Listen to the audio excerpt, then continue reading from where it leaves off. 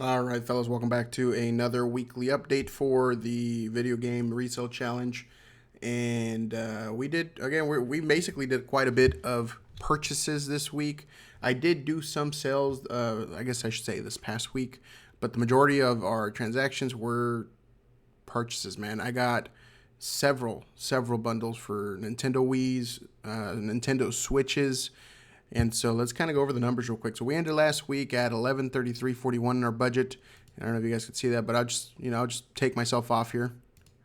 So we ended the week last week at 1133. We ended up purchasing a Nintendo Wii U bundle, which also came with an SNES Mini, which we immediately sold within the first couple of hours of it being listed on eBay, and made us a cool $80 in profit, $81 in profit after everything was said and done for both things. And we kind of followed it up with a few PS Vita game sales from bundles that I purchased prior. And then that's just kind of where the sales stop. Besides, the last sell really before I go on a purchasing spree was actually the Zelda 3DS console bundle, which basically Mercari gave me a free coupon for $10. I bought two Monster Generations Complete in Box copies, and I think I paid like $1 and some change, $2 and some change for them. And so anyways, I bundled this Zelda 3DS with that game along with another like $5 3DS game, and we sold it for $230. We only paid $120 for it, so we made a pretty good profit on that, almost $70 on that. And then that's when we started with the purchasing. So we bought three different Nintendo Switch bundles, along with two Wii bundles and a PS4 Pro bundle, which this one I'm hoping I can actually sell pretty soon. I have a buyer that's interested. We're just kind of trying to align our schedules properly because, like I said, this is my busy season, and I kind of only have a limited time frame to do deals at this point. But aside from that, man, there really wasn't anything too crazy. We basically just bought a lot. Basically middle of last week, I basically had 3 Nintendo Switches in boxes with games and things like that, because a lot of these bundles, especially the higher dollar bundles, they came with several games. Now, I have listed those games.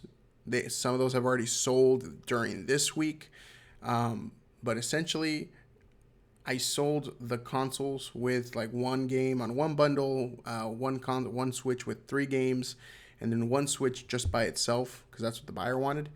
And I think just doing it that way, we're on like a $30 loss right now.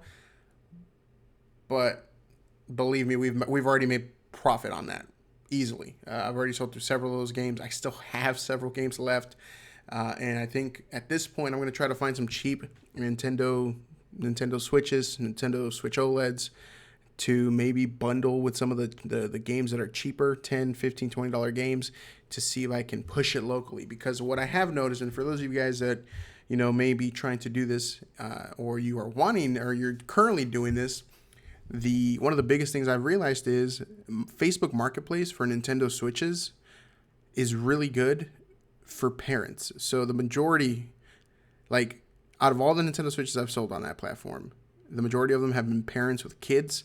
So essentially, if it comes with 3 or 4 games, even though the games are $10, $15 a piece on eBay, right? They're not worth really selling on eBay, but if you bundle them, you can get a pretty good amount of money, because parents just want something for their kid. And if it comes with games, to them, that's like even better. And so they're willing to drop the extra amount for that. And so essentially, out of the last few bundles, I think only one person was not a parent. It was actually just some high schooler that was wanting to, or not even high schooler, like a high schooler, but they were wanting to just buy the Switch console itself with like the dock and the charger. They didn't want any bundles with it. Originally, it did have it as a bundle, but they said, no, I don't want that. And so they just bought the Switch on me, which I was cool with, because at the end of the day, I still have plenty of games left over. I still have a bunch of accessories. I have extra controllers, extra steering wheels, extra basically just about everything, cables. So once I run into a good deal on Marketplace for, a Nintendo Switch by itself, right, which I have found. I actually found one for $80 which the only problem with it was the left Joy-Con was completely just broken, like it was hanging off the side. So the guy sold it to me for $80. All I did was take out that Joy-Con. We were just really lucky with this one. It just kind of lined up that the Joy-Con that was broken was the same type of Joy-Con that we picked up on that really huge haul in like week 3. And that Joy-Con is what basically had stick drift. And so I said, you know what, I'm just going to keep it for parts. They came in clutch. So I basically just took apart that other Joy-Con and then popped the correct, like the ribbon cables that it got damaged originally. I popped the back cover on there. It's like a brand new Joy-Con. Managed to sell it. The only thing it cost me was like 10 minutes of my time at that point. But I got a good deal. $80 for a Nintendo Switch. Everything else worked perfectly fine. That Joy-Con was just completely stuck. It came with all the other accessories as well. And I easily sold that for, I think, $200 in a bundle. So take advantage of it. If you come across broken Joy-Cons, don't just toss them. Keep them. They come in handy for repairs. And so basically, take advantage of Facebook Marketplace to sell your actual consoles. Yes, you will get lowballed here and there. Typically, I start off a little higher than I anticipate that I'll get, just to basically counteract that. Because no matter what you mark, unless you have a ridiculous deal, people will not lowball you. So yeah, take advantage of Facebook Marketplace, especially if consoles. Video games, I'm not sure how I feel about selling just the video games, unless it's like a pretty big bundle. And the reason I say that is because your drive time, gas, and like your time in general, like, is it really worth it?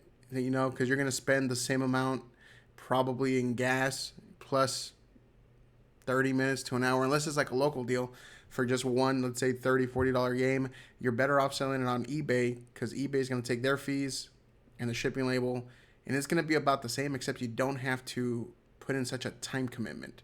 Now, if somebody's trying to buy, let's say, 10 Switch games, right, from you, and you work out a good deal with them, then yes, absolutely, because you can avoid the fees, you can avoid the shipping cost. Typically for each game, each Switch game, each Wii game, 3DS, it's going to be about $5 to ship it out anywhere in the U.S. except like Hawaii. Hawaii is like $6 to $7, and I think Alaska as well. But essentially, take advantage of the Facebook Marketplace, take advantage of local deals, and if you can avoid fees, avoid them. But at this point, I sell through my eBay stock very regularly. I'm getting anywhere between 5 to 15 sold listings a day on eBay. Like I said, this week, the one that we're going over was a little bit different. I just basically bought a whole lot of stuff, and best way to put it is I didn't even get to list it until a few days later. Now, the reason I couldn't get to it right away is because basically I would see these Facebook deals.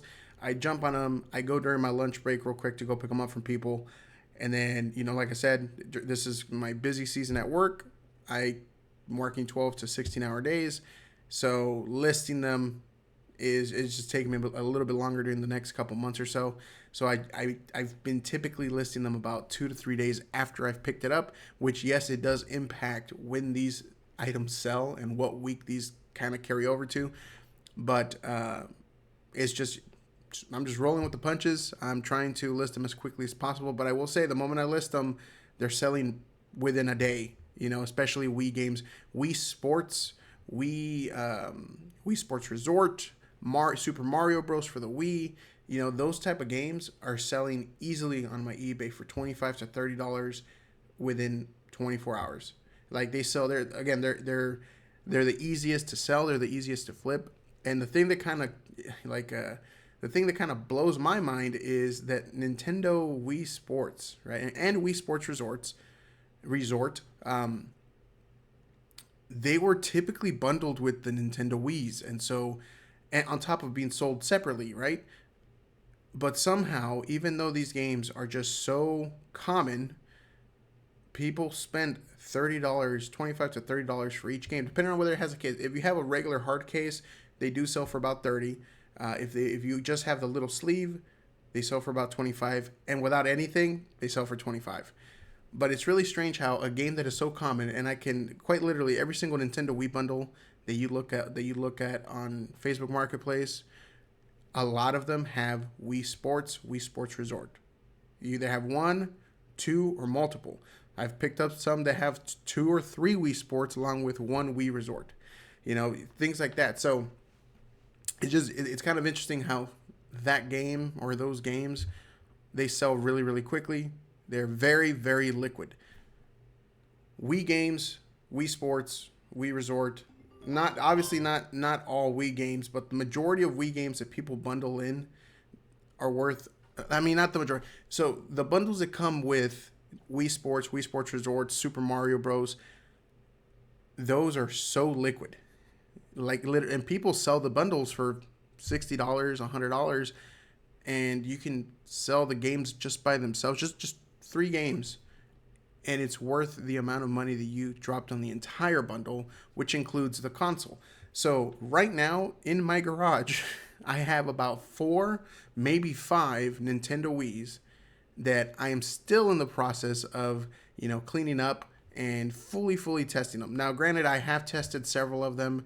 They all work. One of them has like a weird sounding noise in the disc tray. I may actually swap it out with some parts that I have for another Wii that I picked up like last month, which everything is working on it just fine except the eject button is stuck.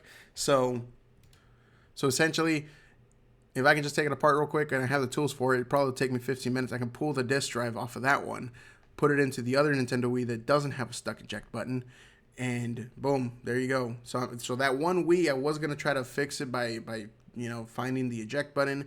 Unfortunately, it's not just the front cover that's the problem. It's actually the button itself that's soldered onto the board.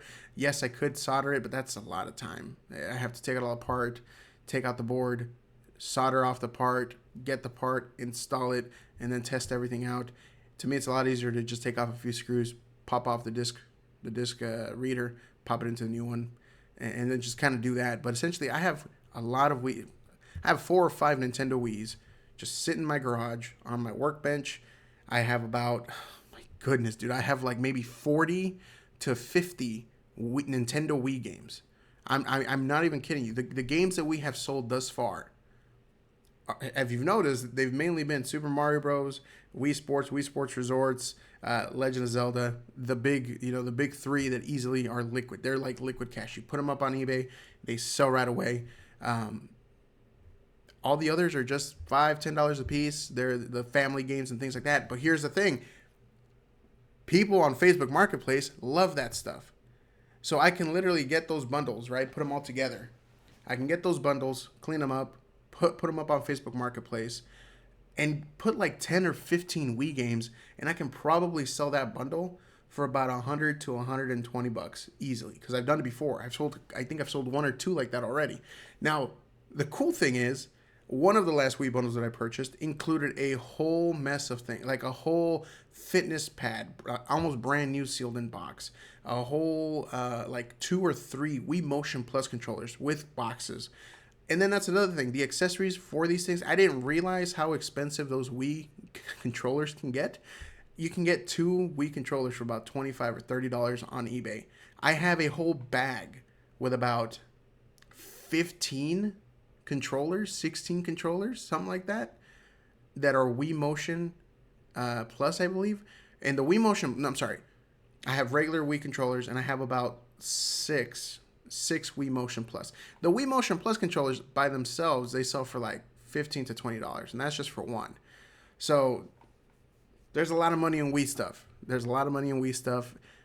People sell it all the time on Marketplace. Most people see it as old stuff, and they just want to get rid of it for cheap. But it's worth money. And again, a lot of those, like for me, this is kind of my process. Sorry, I'm just fixing my hair real quick. My process is this: I see a Nintendo Wii bundle online. If it's a fair price, I immediately jump on it and say, "Hey, I can go meet you up. I will, pick it up and whatnot, pay for it." And then once the deal is approved or whatever, once we've worked out the numbers a little bit, I pick it up. I immediately take those discs that I know are worth money, like Wii Sports Resorts, etc. I immediately pop them into a Nintendo Wii because again, I kept one of the Wiis specifically for testing purposes for this reason, to save me time. I have a Wii system that is set up in my workbench that I can just turn on, pop in the disc, If it works, it reads. If it plays, we're good, right? As long as those discs work, like, we're golden, like absolutely golden, because 3 or 4 games is a lot easier to test and to put on eBay and to recoup at least the money you just dropped on the bundle than it is to, you know, hook up the Wii, try to, test all the other games, and put up the bundles on Facebook Marketplace and then storing it. So my garage right now is a mess. I'm going to try to work through some of it this weekend. Hopefully on the weekends I can try to sort through all that stuff. But yes, the goal is, again, I have like 40 or 50 Wii games. And I have like 16 like Wiimotes, 6 of which are the Wii Motion Plus.